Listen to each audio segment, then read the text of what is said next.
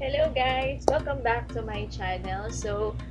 This is just a part 2 of my lesson in global finance. So, here, I will discuss the international finance and lahat ng scope ng international finance. But before I start, please don't forget to like, subscribe, and hit the notification bell para maging updated ka to my latest vlogs and latest video lessons. So now, let's start our discussion about the international finance. So now, what is international finance? So according to Investopedia, international finance is also known as international macroeconomics. So when we say, if you will remember the microeconomics, ibig sabihin, we studied the domestic setup at yung mga maliliit na details into trading. Okay? But in the macroeconomics, we will study the general aspect or the broader aspect. So yun. So kaya siya international finance and they are the same with international macroeconomics. So this is the study of monetary interactions between two or more countries. Okay? And focusing on areas such as foreign direct investment and currency exchange rates. Alright? So yun. So it also deals with the economic interactions between multiple countries rather than narrowly focusing on individual markets. So nasa micro kasi yun microeconomics yung individual markets. So here we will discuss the macro or the general one. Alright? So yeah. So now, international finance analyzes the following specific areas of study. So those are different theories or models that were used or pinag-aaralan sa international finance. So we have 5. First is the Mundell-Fleming model. So later I will discuss that. International Fisher effect, the optimum currency area theory, purchasing power parity, and interest rate parity. So now let's start with the Mundell-Fleming model. Okay, so what is that now? So this model studies the interaction between the goods market and the money market.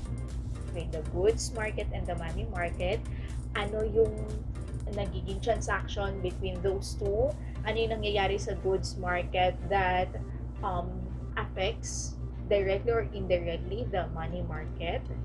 And it says here that it is based on the assumption that price levels of said goods are fixed. Okay, so yun. So we assume here in this model, we assume that the said goods between those countries or between dun sa pinag-aaralan natin ay naka-fix. Okay? So yun. So that's the Mundell-Fleming model. How about this? The international Fisher effect naman is a theory, international finance theory, that assumes nominal interest rates mirror fluctuations in the spot exchange rate between nations. So yun. So with the nominal interest rate, kapag nagpa-fluctuate yung nominal interest rate, it directly affects the spot exchange rate between countries. So yun siya. That is the international Fisher effect. Third one is the optimum currency area theory.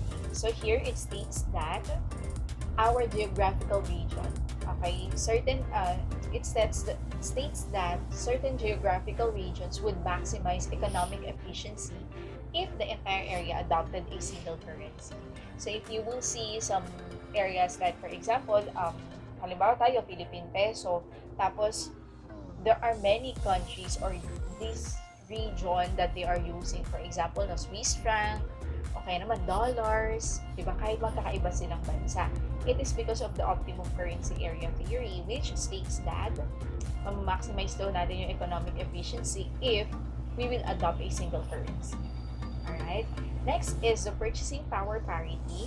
It is a measurement of prices in different areas using a specific good or a specific set of goods to compare the absolute purchasing power between different currencies. So, ito naman, ang gagawin is you will study or pag-compare-comparein yung absolute purchasing power ng bawat currencies, lalo na kung magkakaiba, no, like Philippine peso, dollars, Taiwan dollars, etc. Iko-compare nila yon by using or gaano ba, for example, no, yung amount ng Philippine peso, gaano yung amount na meron tayo, gaano karaming, for example, specific good. For example, gaano karaming oil yung mabibili natin. So yun yung pinag-aaralan or ganoon kino-compare yung bawat currency. Kasi if we will, sobrang complicated if we will compare the currency kasi magkakaiba ng value. So, pero, if this particular currency can buy this goods, lahat naman ng currency na yan can buy, for example, oil. So gaano karaming oil yung mabibili nila. So that's the purchasing power parity para ma-compare yung mga currencies. Okay, and last one is the interest rate parity.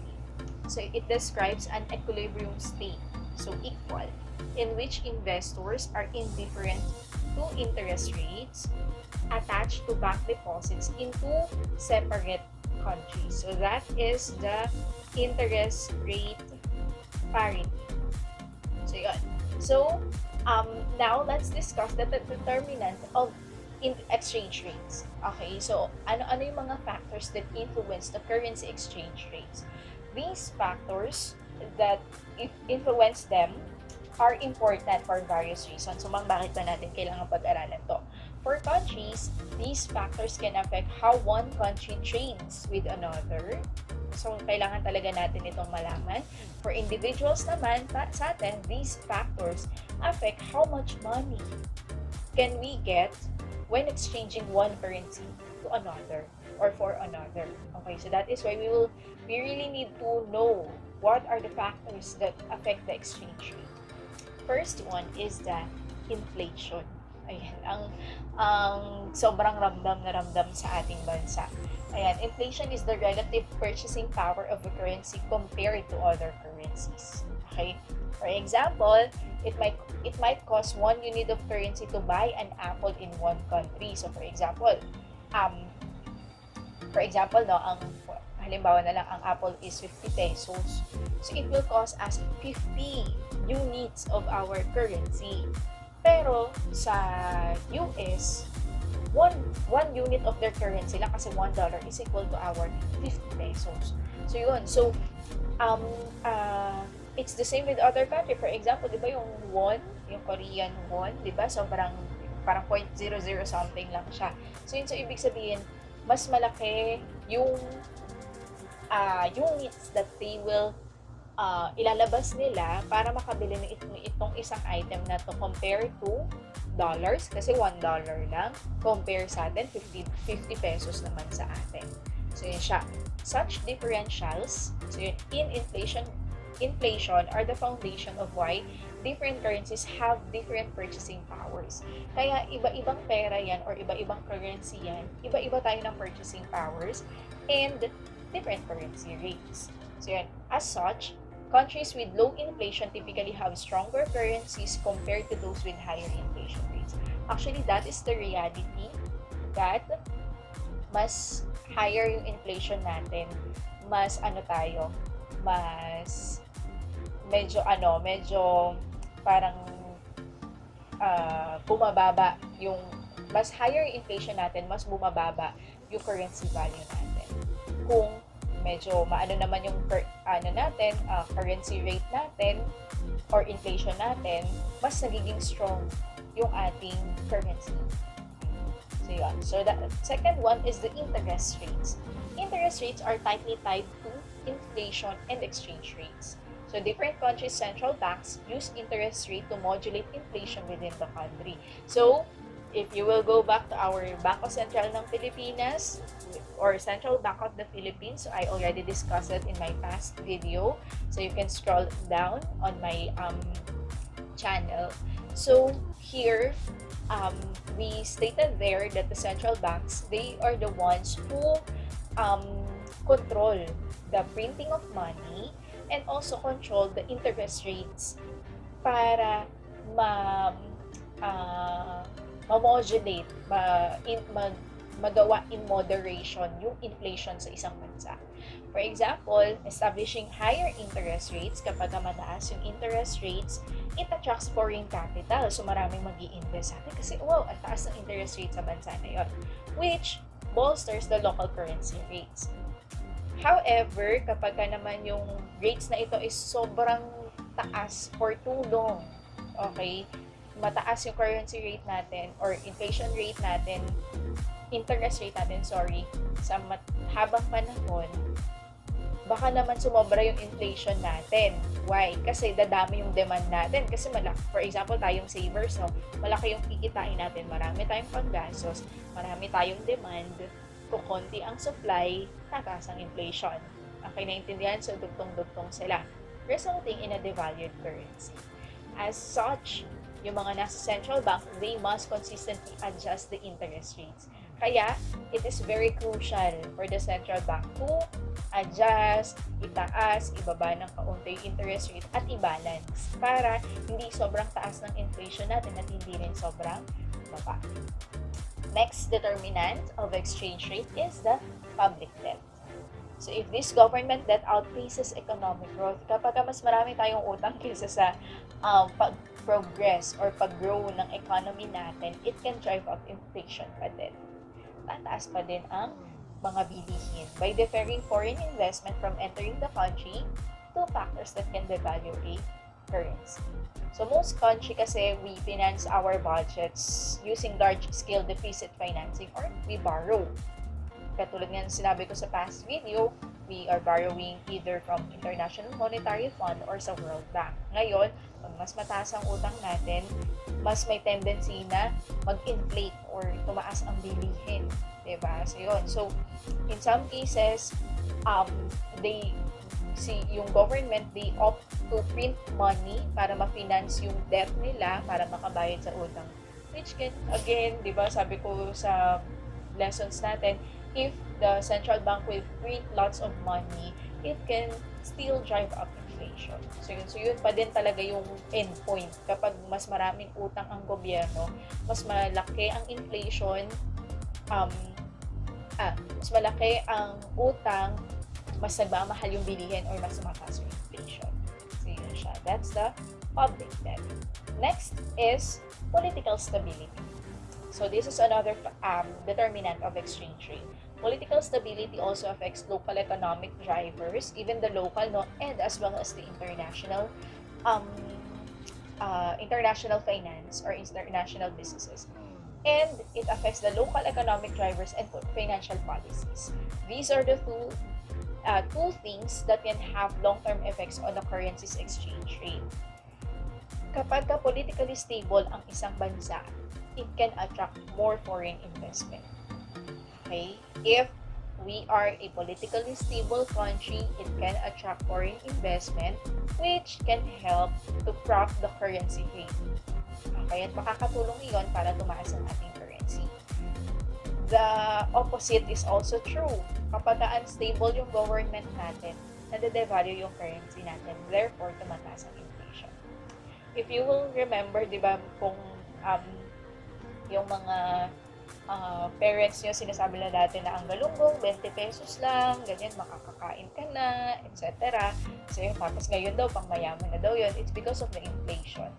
And we will never know, or sobrang daming factors that affected that inflation. It could be because of our debt, public debt, the political instability in our country, and so on.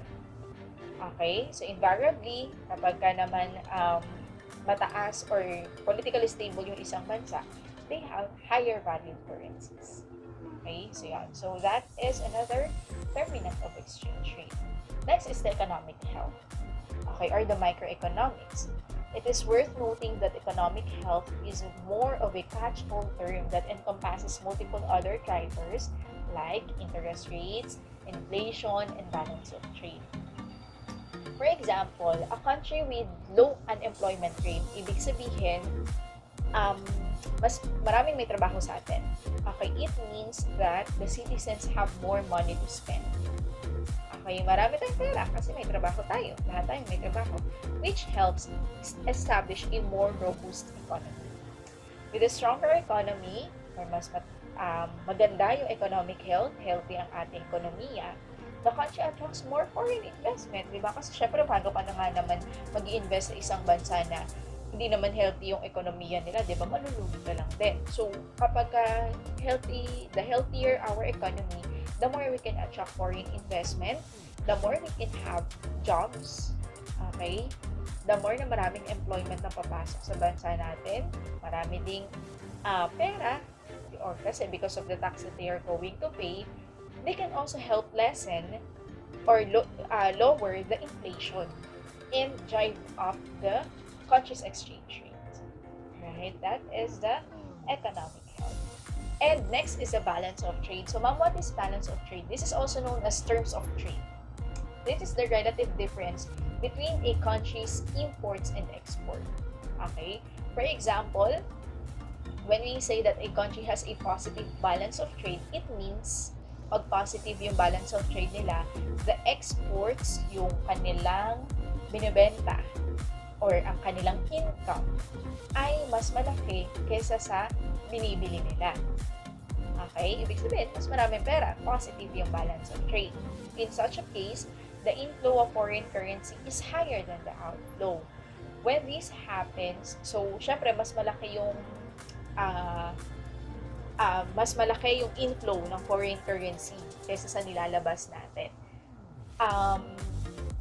Kapag nangyari yon, yung country's foreign reserves grow. The country's foreign exchange reserves ay nag-grow. Okay? Helping it na ma-lower ang interest rates, which stimulates economic growth and bolsters the local currency exchange rate. So, dugtong-dugtong silang lahat. And last three, we have the current account deficit. Okay? What is this? It is connected again to the balance of trade kasi a country's balance of trade is compared to those of its trading partners. So, yung balance of trade that we have, it will be compared to other countries na ka-trade natin. If a country's current account deficit is higher, if our current account deficit is higher than our trading partner, malaki ang current account deficit natin. Okay? This can weaken yung bansa na yon na mas malaki, for example tayo, mas malaki yung current account deficit natin, it can weaken our currency relative to that country's currency. Okay? So yun. So, countries that have a positive or low current account deficit, when we say positive, ibig sabihin mas mababa. Okay, medyo baliktad lang siya, no? Mas positive current account deficit kasi nga deficit ibig sabihin utang or kukulang sa pera. Kapag low iyon, okay, ibig sabihin mas mataas ang ating currency or mas malakas, we have a stronger currency compared to that country. Alright, so that's the current account deficit. Next, this is one also of the determinant of exchange rate, confidence or speculation. Okay, currencies are affected by the confidence or lack of confidence of traders that the traders have in a currency. Currency changes from speculation tend to be irrational, abrupt, and short-lived. For example, traders may devalue a currency based on an election outcome, diba? I have watched a movie. Tapos parang siyang may terrorism attack na ginawa into this particular country. Tapos yung nag-isip, yung may pakana nitong terrorism attack na to is a trader in Wall Street. Okay, so habang nangyayari yung terrorism na yon, binabantayan niya yung Wall Street account niya, gano'n. Tapos kumita siya ng malaki, gano'n. So yun, so because of that happening, okay, it could happen, okay. So yun, so those instances can either heighten or lowered or i-lower niya ang currency natin. What else? For example, in crypto world, in the cryptocurrency, it's the same. Kahit hindi siya between two countries yung currency na yun. Because of different speculations, minsan it's just because of a tweet. A certain currency can either rise or can either fall. Okay, so yun. So, we already experienced that, right? So yun. So, but it says here that these currency changes are sometimes irrational, they are sometimes abrupt, and short-lived. Talagang for a shorter term lang. So yun. So, we experience that in the cryptocurrency. Especially that kasi medyo volatile talaga yung market nun. So yun. So, it will still depend. Meron talaga mga speculators, lalo na yung mga influential that they can uh, kung ano lang yung sinabi, may sinabi lang sila na kahit kaunti lang can affect the value of the currency. And last one is the government intervention. Okay, governments have a collection of tools at their disposal through which they can manipulate their local exchange rate. Okay, bakit ba nila minamanipulate? Again, parang sa central bank, kaya nila minamanage yun para um, hindi natin alam, no? So, there are some naman, hindi natin maaalis yung possibility na for personal gain. Pero, ginagawa rin talaga yon para sa um, para manipulate or para ma-organize nila yung economic health. So, yun. So, central banks, ayan, they are the ones who adjust the interest rates. They will be the one who buys foreign currency din, influence local lending rates, ayan, kahit yung mga nagle-lending sa atin na under ng, or registered, okay, ng under sa ating government institution, they print money, and they use other tools to modulate currency exchange rates. The primary objective of manipulating these factors is to ensure favorable conditions for a stable currency exchange rate. So yun, so sila pa din kasi yung responsible for that eh. Pag tumaas yung, pag sumobrang grabe yung inflation sa atin, sila yung dapat na may gawin. Kasi tayo ng mga individual, wala naman tayong kayang gawin, di ba? So yun, so we cannot push ourselves na wag muna bumili kasi walang supply nitong particular. Siguro yun, pwede tayong maka-affect doon. Pero kung food yan, di ba? So we will still buy that particular food. So yun, so but sila talaga, yung central bank talaga and our government can intervene with that. They can offer cheaper credit, more jobs, and and therefore would result to economic growth.